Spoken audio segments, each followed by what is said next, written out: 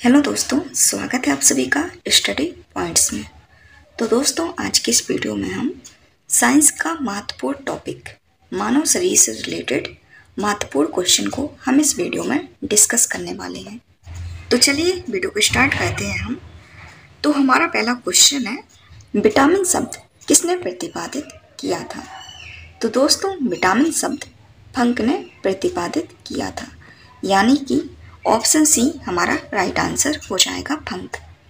दोस्तों, अगर हम विटामिन की बात करें तो विटामिन शब्द तो फंक ने दिया है, और जैसे कि विटामिन ए होता है, बी होता है, vitamin C, vitamin D, vitamin E. तो विटामिन ए का रासायनिक नाम रेटिनॉल है, विटामिन बी का रासायनिक नाम थायमीन है, और विटामिन सी का रासायनिक नाम एस्कॉर्बिक अम्ल है। विटामिन डी का रासायनिक नाम कैल्सीफेरॉल है, विटामिन ई का रासायनिक नाम टोकोफेरॉल है, और विटामिन के का नाम फिलोक्विनिन है। तो दोस्तों, एग्जाम में इससे भी क्वेश्चन पूछे जाते हैं कि विटामिन के रासायनिक नाम क्या है, यानी कि vitamin A, B, C, D, E, K, इनके रासायनिक नाम पेपर में पूछे जाते हैं। चलिए अब हम अगले क्वेश्चन की ओर चलते हैं। अगला क्वेश्चन है हमारा, निम्न में से किसे रक्षात्मक पदार्थ कहा जाता है? तो निम्न में से विटामिन को रक्षात्मक पदार्थ कहा जाता है, यानी कि ऑप्शन ए राइट आंसर हो जाएगा। विटामिन जो होते हैं वो शरीर को बीमारियों से बचाते हैं और शरीर की मरम्मत भी करते हैं। चलिए अब हमारा अगला क्वेश्चन है, निम्न में से कौन सा विटामिन ए का सर्वोत्तम स्रोत है? तो निम्न में से विटामिन ए का सर्वोत्तम स्रोत गाजर है, यानी कि राइट आंसर ऑप्शन ए हो जाएगा, गाजर। विटामिन ए का रासायनिक नाम रेटिनॉल है। विटामिन ए की कमी से रतौंधी रोग हो जाता है। रतौंधी रोग आंखों से संबंधित बीमारी है। अगला क्वेश्चन है हमारा, मानव शरीर में विटामिन ए कहाँ भंडारित होता है? तो मानव शरीर में विटामिन ए यकृत में भंडारित होता है, यानी कि हमारा राइट आंसर ऑप्शन ए हो जाएगा।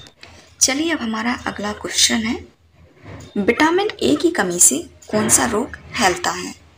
तो विटामिन ए की कमी से रतौंधी रोग होता है, यानी कि ऑप्शन सी राइट आंसर हो जाएगा, रतौंधी रोग। अगला क्वेश्चन है हमारा, निम्न में से कौन सा एक विटामिन ए का प्रचोदन स्रोत है? तो निम्न में से आम विटामिन ए का प्रचोदन स्रोत है, यानी कि ऑप्शन डी राइट आंसर हो जाएगा। इसके बाद अगला क्वेश्चन है, विटामिन सी का सबसे उत्तम स्रोत क्या है? तो दोस्तों, विटामिन सी का सबसे उत्तम स्रोत आंवला है, यानी कि राइट आंसर ऑप्शन डी हो जाएगा, आंवला। विटामिन सी का रासायनिक नाम एस्कॉर्बिक अम्ल है। विटामिन सी की कमी से स्कर्वी रोग हो जाता है। चलिए अगला क्वेश्चन है अब हमारा, विटामिन सी का रासायनिक नाम क्या है? तो दोस्तों, विटामिन सी का रासायनिक नाम एस्कॉर्बिक अम्ल है, यानी कि राइट आंसर ऑप्शन बी हो जाएगा, एस्कॉर्बिक अम्ल। चलिए अगला क्वेश्चन है, निम्न विटामिनों में से कौन सा शरीर में भंडारित नहीं होता है? निम्न विटामिनों में से कौन सा शरीर में भंडारित नहीं होता है? तो दोस्तों, निम्न विटामिन में से विटामिन डी शरीर में भंडारित नहीं होता है, यानी कि राइट आंसर ऑप्शन डी हो जाएगा, विटामिन डी। विटामिन ए है वो हमारे शरीर में भंडारित होता है, विटामिन सी भी होता है, विटामिन ई भी होता है, लेकिन विटामिन डी हमारे शरीर में भंडारित नहीं होता है। विटामिन डी का रासायनिक नाम कैल्सीफेरॉल है, और विटामिन डी की कमी से रिकेट्स हो जाता है।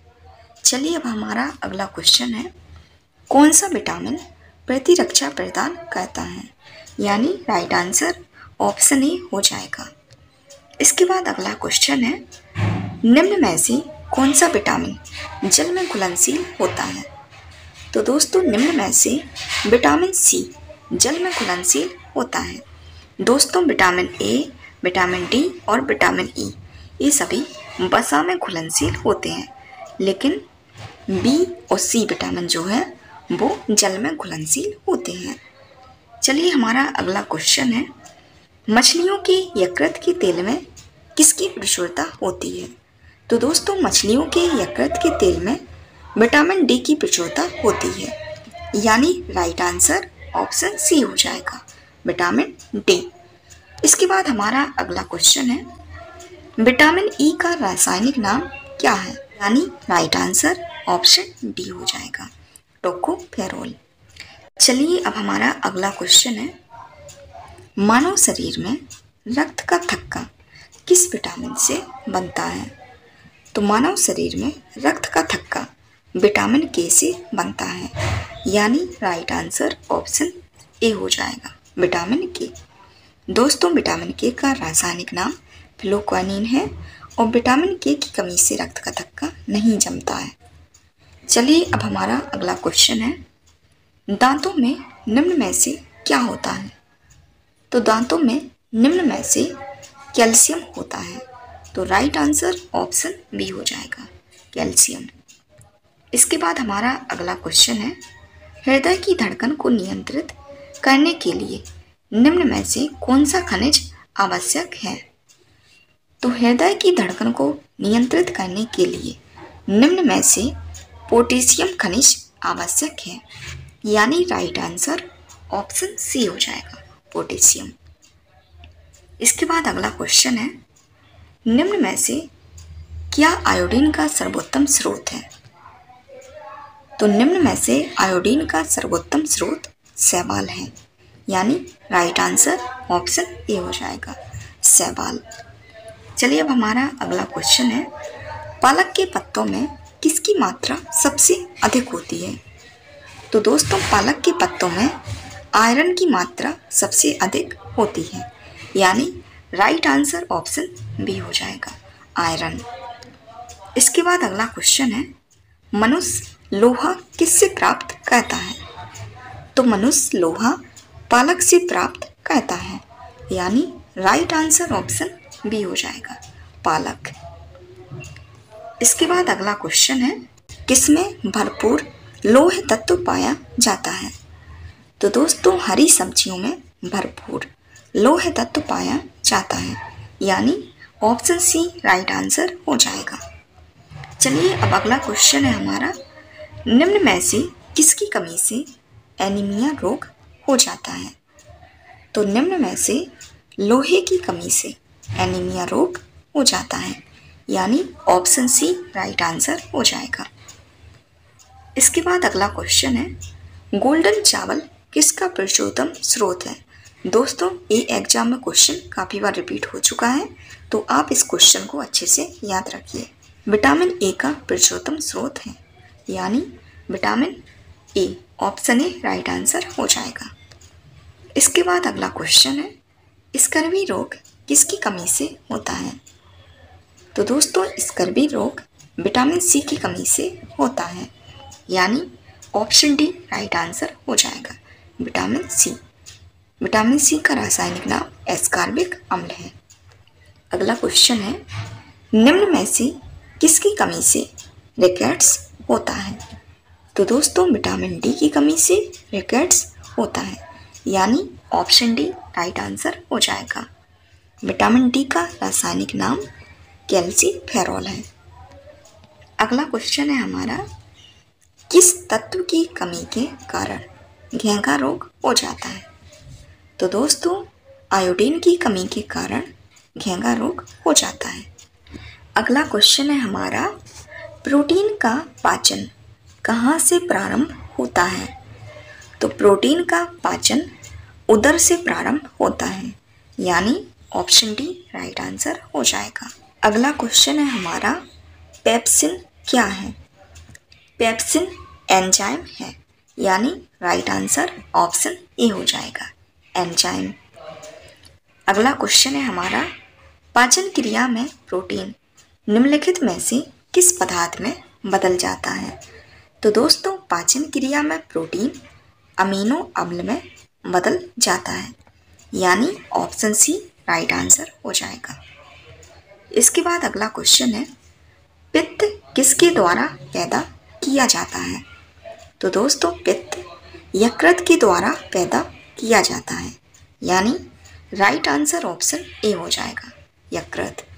दोस्तों, पित्तरस को यकृत पैदा करता है, लेकिन ये जमा होता है पित्ताशय में। काफ़ी बार क्वेश्चन रिपीट हो चुका है। इसके बाद अगला क्वेश्चन है, पित्त कहाँ जमा होता है? तो दोस्तों, पित्त पित्ताशय में जमा होता है, तो राइट आंसर ऑप्शन ए हो जाएगा, पित्ताशय।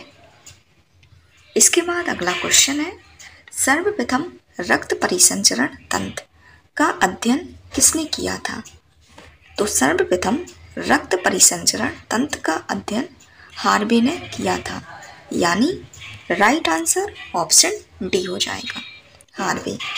इसके बाद अगला क्वेश्चन है, पेसमेकर का संबंध किससे है? तो पेसमेकर का संबंध हृदय से है, यानी राइट आंसर ऑप्शन डी हो जाएगा, हृदय। इसके बाद अगला क्वेश्चन है, पेसमेकर का कार्य क्या है? तो पेसमेकर का कार्य दिल की धड़कन प्रारंभ करना है, यानी राइट आंसर ऑप्शन सी हो जाएगा। इसके बाद अगला क्वेश्चन है, गति प्रेरक किससे संबंधित है? तो गति प्रेरक हृदय से संबंधित है, यानी राइट आंसर ऑप्शन सी हो जाएगा। चलिए, अब हमारा अगला क्वेश्चन है, सोते समय रक्तदाब में क्या परिवर्तन होता है? यानी राइट आंसर ऑप्शन बी हो जाएगा, घट जाता है। इसके बाद अगला क्वेश्चन है, लब डब ध्वनि किसकी क्रिया के कारण उत्पन्न होती है? लब डब ध्वनि हृदय की क्रिया के कारण उत्पन्न होती है, यानी राइट आंसर ऑप्शन सी हो जाएगा, हृदय। इसके बाद अगला क्वेश्चन है हमारा, मनुष्य के शरीर में हृदय को एक बार धड़कने के लिए कितना समय लगता है? तो दोस्तों, मनुष्य के शरीर में हृदय को एक बार धड़कने के लिए 0.8 सेकंड का समय लगता है, यानी हमारा राइट आंसर ऑप्शन डी हो जाएगा। इसके बाद हमारा अगला क्वेश्चन है, स्वस्थ मनुष्य में प्रति मिनट हृदय स्पंदन कितनी बार होता है? तो स्वस्थ मनुष्य में प्रति मिनट हृदय स्पंदन 72 बार होता है, यानी राइट आंसर ऑप्शन सी हो जाएगा। इसके बाद हमारा अगला क्वेश्चन है, मानव हृदय में कितने कोष्ठक होते हैं? तो दोस्तों, मानव हृदय में 4 कोष्ठक होते हैं, यानी राइट आंसर ऑप्शन सी हो जाएगा। इसके बाद अगला क्वेश्चन है, नाड़ी दर कहाँ से मापा जाता है? तो दोस्तों, नाड़ी दर धमनी से मापा जाता है, यानी राइट आंसर ऑप्शन बी हो जाएगा। इसके बाद हमारा अगला क्वेश्चन है, दौड़ लगाते समय मनुष्य का रक्तचाप क्या होता है? तो दोस्तों, दौड़ लगाते समय मनुष्य का रक्तचाप बढ़ जाता है, यानी राइट आंसर ऑप्शन ए हो जाएगा। इसके बाद अगला क्वेश्चन है, सामान्य जीवन काल में मनुष्य का हृदय लगभग कितनी बार धड़कता है? तो दोस्तों, सामान्य जीवन काल में मनुष्य का हृदय लगभग 2 अरब बार धड़कता है, यानी राइट आंसर ऑप्शन बी हो जाएगा। इसके बाद अगला क्वेश्चन है, मानव शरीर में हृदय का क्या कार्य है? मानव शरीर में हृदय का क्या कार्य है? तो पंपिंग स्टेशन की तरह मानव शरीर में हृदय का कार्य है, यानी ऑप्शन ए राइट आंसर हो जाएगा। इसके बाद अगला क्वेश्चन है, शरीर की तम धमनी कौन सी है? तो शरीर की विशालतम धमनी एओर्टा है, यानी राइट आंसर ऑप्शन बी हो जाएगा। इसके बाद अगला क्वेश्चन है, एक वयस्क में रक्त का औसत आयतन कितना होता है? एक वयस्क में रक्त का औसत आयतन 5 से 6 लीटर होता है, यानी ऑप्शन सी राइट आंसर हो जाएगा। इसके बाद अगला क्वेश्चन है, मानव शरीर का पीएच मान कितना होता है? मानव शरीर का पीएच मान 7.4 होता है, तो राइट आंसर ऑप्शन डी हो जाएगा, 7.4। दोस्तों, pH मान जब 7 होता है तो उदासीन होता है, 7.4 हो जाएगा तो क्षारीय हो जाता है, और अगर 7 से कम रहेगा pH मान तो अम्लीय होता है। इसके बाद हमारा अगला क्वेश्चन है, मानव शरीर में रुधिर बैंक का कार्य कौन कहता है? तो दोस्तों मानव शरीर में रुधिर बैंक का कार्य तिल्ली या प्लीहा कहता है, यानी राइट आंसर ऑप्शन ए हो जाएगा, तिल्ली या प्लीहा। इसके बाद हमारा अगला क्वेश्चन है, रक्त में पाई जाने वाली धातु कौन सी है? तो रक्त में पाई जाने वाली धातु लोहा है, यानी राइट आंसर ऑप्शन डी हो जाएगा। इसके बाद हमारा अगला क्वेश्चन है, रक्त का शुद्धिकरण कहाँ होता है?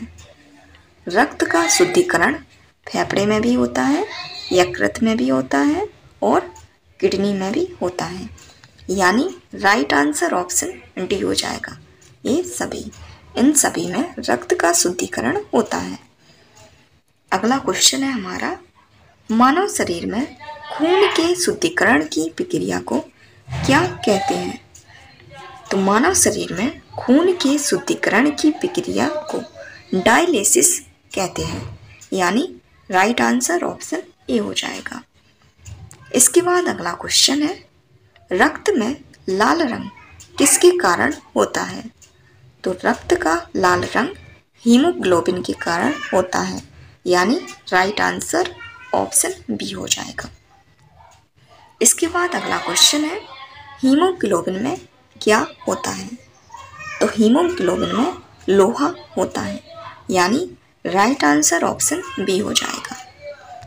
इसके बाद अगला क्वेश्चन है, शरीर में हीमोग्लोबिन का कार्य क्या है? शरीर में हीमोग्लोबिन का कार्य ऑक्सीजन का परिवहन करना है, यानी राइट आंसर ऑप्शन ए हो जाएगा। इसके बाद अगला क्वेश्चन है, हीमोग्लोबिन किसका महत्वपूर्ण घटक है? तो दोस्तों हीमोग्लोबिन आरबीसी का महत्वपूर्ण घटक है, यानी राइट आंसर ऑप्शन ए हो जाएगा, आरबीसी। दोस्तों आरबीसी का full form red blood cells होता है और इसको हम लाल रक्त कणिकाएं कहते हैं। डब्ल्यूबीसी को वाइट ब्लड सेल्स यानी श्वेत रक्त कणिकाएं कहते हैं। इसके बाद अगला क्वेश्चन है हमारा, मानव शरीर का रक्त बैंक कौन कहलाता है? मानव शरीर का रक्त बैंक प्लीहा कहलाता है, यानी राइट आंसर ऑप्शन ए हो जाएगा, प्लीहा। इसके बाद अगला क्वेश्चन है, लाल रक्त कणिकाएं कहाँ उत्पन्न होती हैं? तो लाल रक्त कणिकाएं अस्थि मज्जा में उत्पन्न होती हैं, यानी राइट आंसर ऑप्शन डी हो जाएगा, अस्थि मज्जा। दोस्तों लाल रक्त कणिकाओं का जीवन काल 120 दिन होता है। इसके बाद अगला क्वेश्चन है, किसको आरबीसी का कब्रिस्तान कहा जाता है? तो दोस्तों प्लीहा को आरबीसी का कब्रिस्तान कहा जाता है, यानी राइट आंसर ऑप्शन सी हो जाएगा, प्लीहा।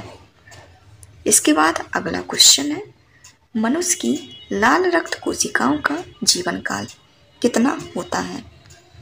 मनुष्य की लाल रक्त कोशिकाओं का जीवन काल 120 दिन होता है, यानी राइट आंसर ऑप्शन ए हो जाएगा। इसके बाद अगला क्वेश्चन है, मानव शरीर में लाल रक्त कण का निर्माण कहाँ होता है? मानव शरीर में लाल रक्त कण का निर्माण अस्थि मज्जा में होता है, यानी ऑप्शन डी राइट आंसर हो जाएगा। इसके बाद अगला क्वेश्चन है, रक्त समूह की खोज किसने की थी?